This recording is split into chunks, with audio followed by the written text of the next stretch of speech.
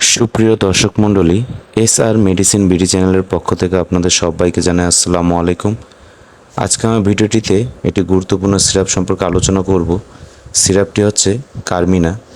এটি হামদাদ ল্যাবরেটরিজের একটি পণ্য, যা ইউনানি সিরাপ। এই সিরাপটি আমাদের পাকস্থলী উপর খুব দারুণভাবে কাজ করে থাকে।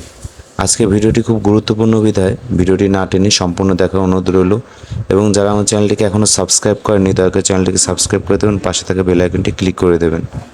তাহলে শুরু করা যাক আজকের ভিডিওটি। কার্মিনা সিরাপটি এক ধরনের ইউনানি সিরাপ, যা হামদাদ ল্যাবরেটরিজের অধিক এবং বহু প্রচলিত একটি সিরাপ। এই কার্মিনা সিরাপটি বদহজম, পেট ব্যথা, অম্লাধিক্য, অর্জিন্ন, বায়ুজনিত পেট ব্যথা, লিভার এবং পাকস্থলীর উপর দারুণভাবে কাজ করে থাকে। এই সিরাপটি কোষ্ঠকাঠিন্য দূরকরণের জন্য দারুণ কাজ করে। এই কার্মিনা সিরাপটি বাজারে সর্বত্র জায়গায় পাওয়া যায় এবং আপনার আশেপাশে নিকটস্থ ফার্মেসিতে খুব সহজে পেয়ে যাবেন। এই সিরাপটি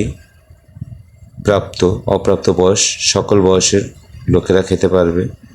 এই কার্মিনা সিরাপটি পেটে জ্বালা পোড়া করা, যারা অতিরিক্ত রিচ ফুড, জাঙ্ক ফুড এবং বাইরে হাবিজাবি খাবার খেয়ে থাকেন তাদের জন্য এই সিরাপটি পেটে জ্বালা পোড়া করা এবং খাবার যাদের ডাইজেস্ট হতে সমস্যা হয়, এবং যারা বায়ু ছাড়ার সময় বায়ুতে প্রচণ্ড পরিমাণে গন্ধ, এই জনিত সমস্যা ভুগছেন, বাথরুম করতে কষ্ট, বা মল শক্ত এবং কঠিন হয়ে গেছে, বাথরুম করার সময় অনেক রকমের পেটে ব্যথা সহ্য করতে হয়, সেজন্য এই কার্মিনা সিরাপ দারুণ কাজ করে থাকে।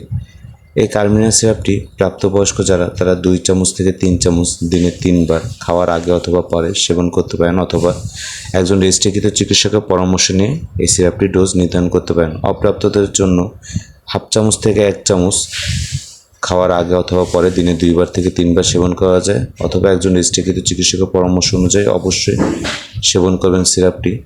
অথবা আপনাদের এই সিরাপ সম্পর্কে কোনো প্রশ্ন বা অজানা কোনো তথ্য যদি জানার থাকে আপনাদের, তাহলে আমার নিচে কমেন্ট বক্সে জানাতে পারেন। আমি আপনাদের প্রশ্নের সম্পূর্ণ উত্তর দেওয়ার চেষ্টা করব।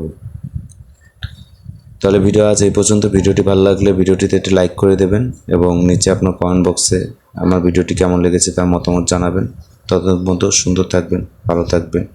ধন্যবাদ। আসসালামু আলাইকুম।